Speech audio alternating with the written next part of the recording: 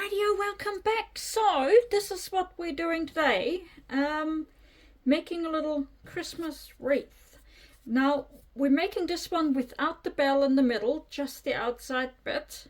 I showed the bell separately at another time because it just makes it easier, especially if you don't have three colors of the paper. It sort of makes sense. So what you need for this is the trusty Kamihimo Craft Paper. So there's green and red. You can do other colors, of course. And there's 15 meters in one of these packs. So you can make, hang on, 3, 6, 9.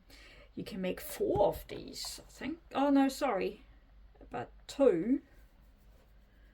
Something along those lines. I haven't worked out the mathematics just yet. Anyway, so you can get these in our online shop. You can use other materials as well, but be aware that you need a lot of length.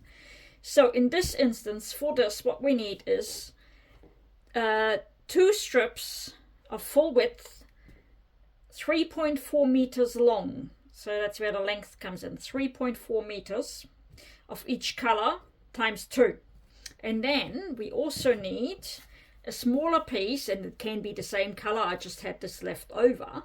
That's our little ruler guide strip, or whatever you want to call it, 6.5 centimeters long. So that's that one. And a peg, just for, normal clothes peg will do, and a ruler, of course, and a pair of scissors at the end. But so those are your items. And then I've already pre-cut them. So I've cut 2 red, hang on, there they are. So 2 red and 2 green. And I'm making a little bit of room so we can show you how it's done. Right, move everything out of the way. There we go. So the other thing, so we're starting off, each of those strips, you can see this here, I've made a little kink and folded it down, so that short bit is 7 centimeters long. And you can use a ruler just to fold it around, or 2 for that matter. But so this bit, this short bit, is 7 centimeters. Okay, so we start with that. Oh, they're all mangled up. And then we're starting off with, if you know the windmill knot, then that's very, very easy to do. So you start off by folding this down, and just turn it around, makes it easier, and have the short end at the back, like so. Okay, I hope I'm still in camera. Yep, I am. So the short end, like so, and then we're using a different color and go above, like so. And then we go back to our red.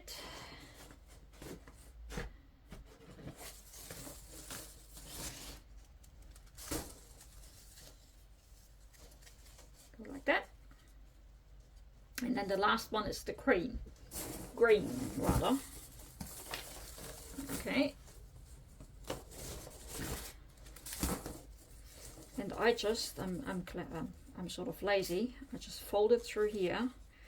For starters, all of it, put it across, and then put the short bit back in the middle. So when you turn it around, you see, so this is the short bit. So all the short bits are in the back. And then all you need to do is sort of fold it up.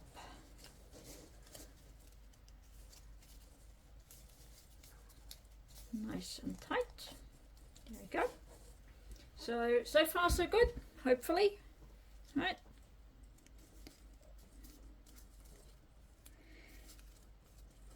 And then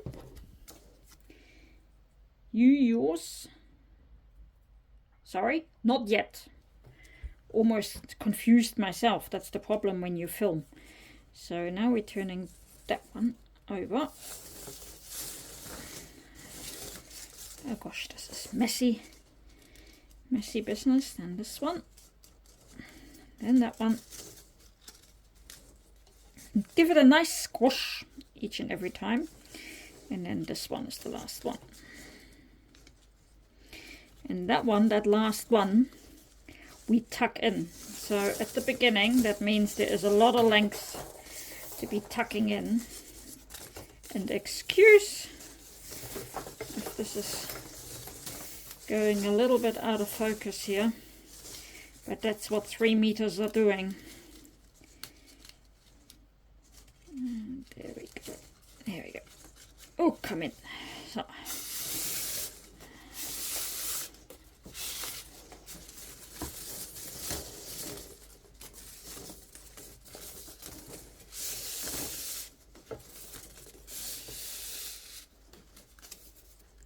There you go.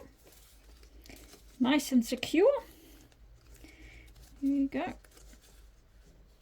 Rightio. So, now that comes your little measuring strip. Put that so. Up there. And fold back. On this other side. Fold back where it ends. I've already done this here. Off camera. There we go. Fold it back and same over here. Fold it back and then that's done. Right. So then the next thing we do is, oh God, what's the problem when they get entangled? Hey, so we're folding this one over upwards, okay, and then this one. So the bottom right and now the bottom left, nice and loose to start with, and then we're popping this one. And that's the problem, they sometimes don't want to stay. So this one, pop in this one, that way, and that's where those pegs come in handy sometimes. I'll just pop one in, right, like so. And then the last one, this one here from the right, bottom right, that's the one we tuck through the opening here. And when they're this long, they tend to, you know, get tangled up and all that. Right. So it goes over that and in the middle here.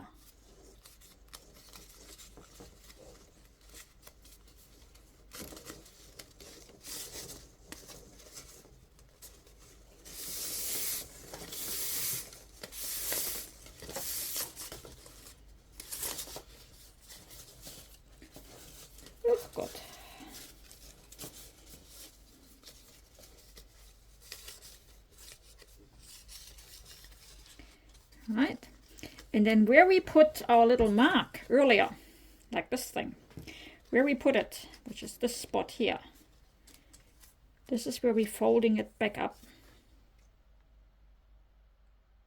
Okay, and then same with this one here. So this is now here, folding this one down a bit, folding that one on the crease where it was creased. Right. This one, so basically working reverse, as it were. There we go. And then last but not least, the one with that we started, and that needs to go through here again. So that's the only problem, is sometimes working out what goes where. So hopefully, and it will get easier the more we do. So, folding it back through here. Oh yeah, made a mistake. There we go.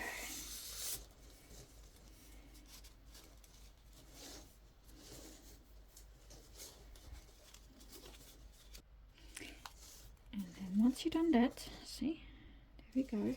Got the little loops, right? And then we've got, basically those are these little loops. So now we're putting it a second row of the windmill knot, just to tighten it, to make it a little bit more stable, as it were, right? So that basically starts off the same way. Hang on, this way, that way. Ugh, got the savagely long at the start of this. Right, away. And then this one needs to go through here again. So fold it down first.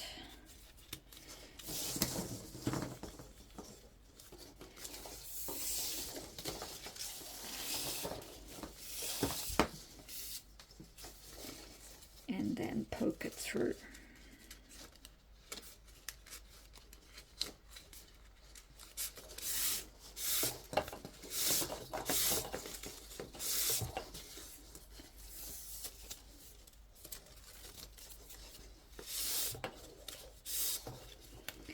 There we go. Lovely. So now you have two sets, will double up as it were, of the windmill knot. And then you have this sort of wider opening, which is a bit of like a squishy kind of thing. Okay. And then we do the whole thing another time. Again, same principle. It's pretty straightforward, really, once you come to think of it. Once. And this. So originally we went counterclockwise. Now we're going clockwise. I hope that makes sense. All right. And that one needs to go through this one.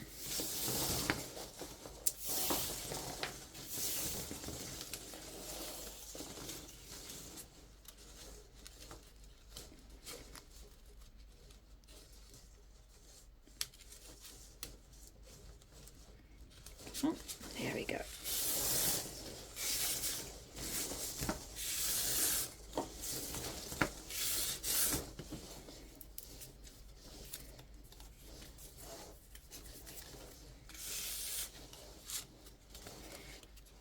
So when you look sideways now, so what you can see is, like, you got the wide opening, right? And then you've got the really tight ones. Hope you see this. So 1, 2, 3. But we actually want 4 of these, so we have to repeat this step again. Hope that makes sense. Right. Once, twice. So we're going counterclockwise again. So it's always alternating between clockwise and counterclockwise.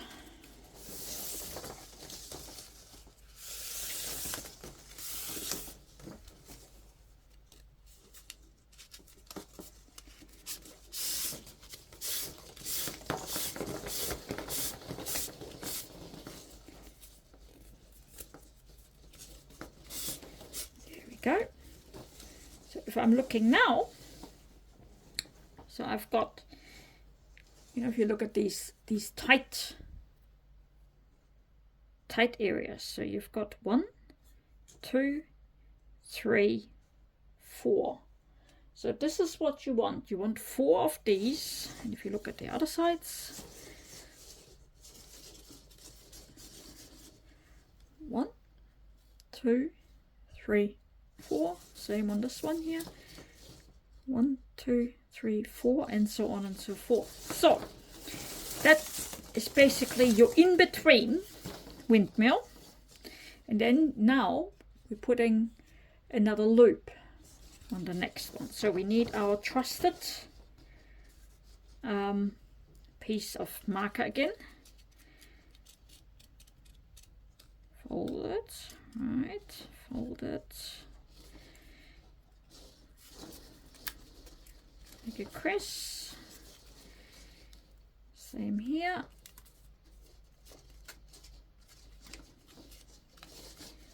On this one. And that side.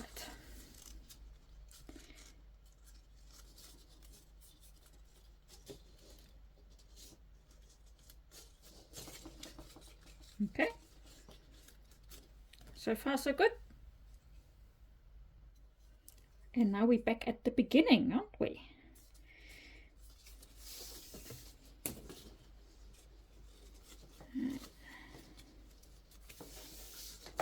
Only difference is, if you look at these bottom sides, so now we're reversing them.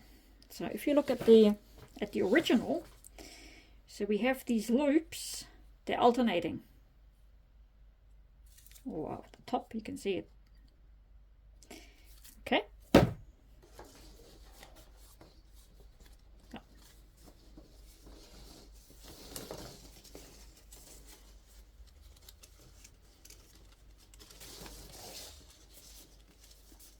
Nice and loose at the beginning. And then this one is the one that goes through the hoop. And they don't want to go.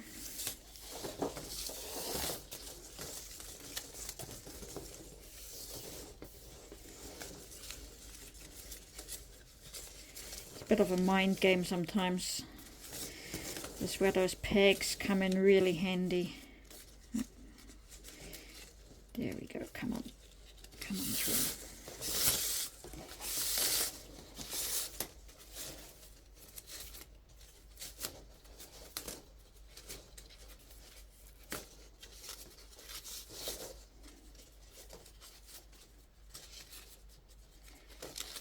There we go.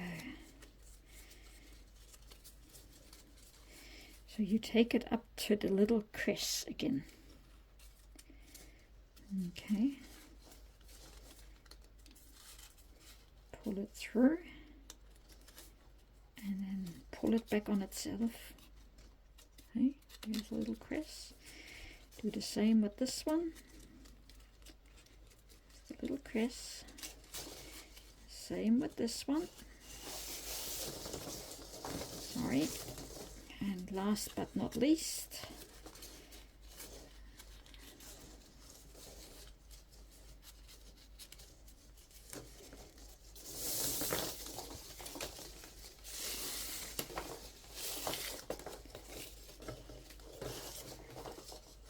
it does get easier, trust me.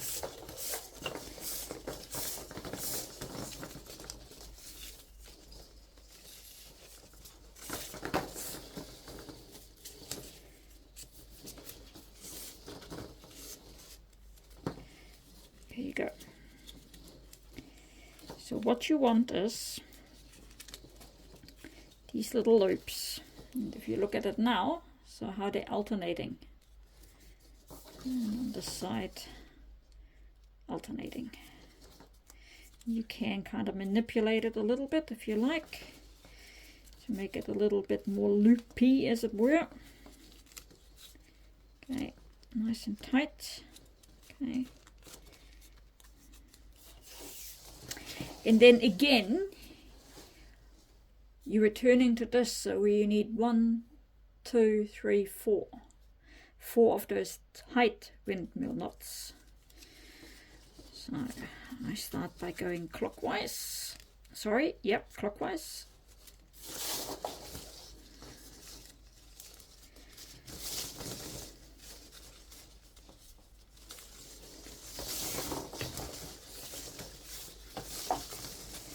Trust me, this is much easier if you do it sitting down in a chair in your lap.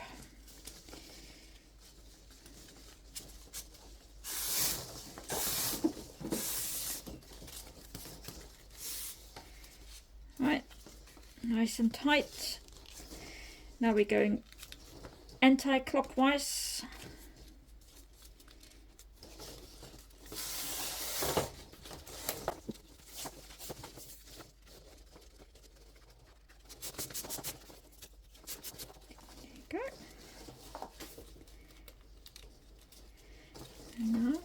We've got 3, 1, 2, 3, not enough. So now we're going clockwise again.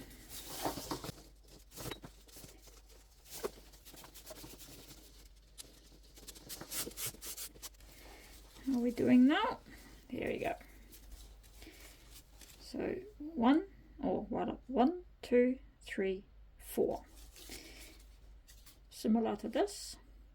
And now we can make another loop, and this time it will be this side again. And we just continue using our little tool every so often until we have enough loops to make it around, or we're running out of length. And then we tuck the ends in, but I'll show you how to do that in a minute.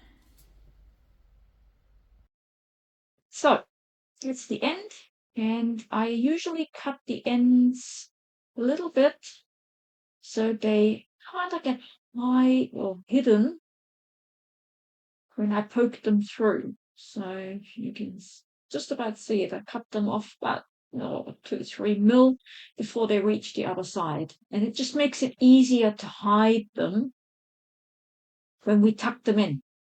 And that's really what we're doing. We're just tucking them in at the other side. Perhaps use a little bit of glue, but that's really it. We're just bringing them together once they've all been cut. Yeah, you can just about see sort of half where I cut them. So when they're poked in on the other side, on the opposing side as it were, they disappear. And that's what we want. We want them to disappear. Yeah, little glue. And I'm using wood glue, fast setting for this, because it sort of dries clear. There you go. Bring the two ends together in a nice little bow. Oh, forgot the glue on that side. Typical. Just typical.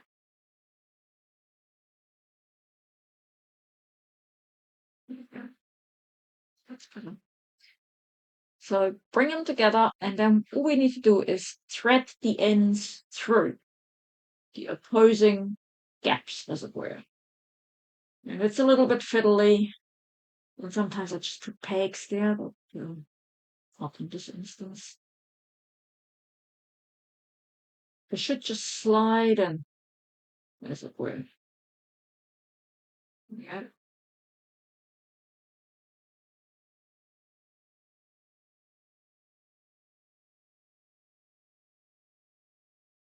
There you go. Easy. Easy peasy.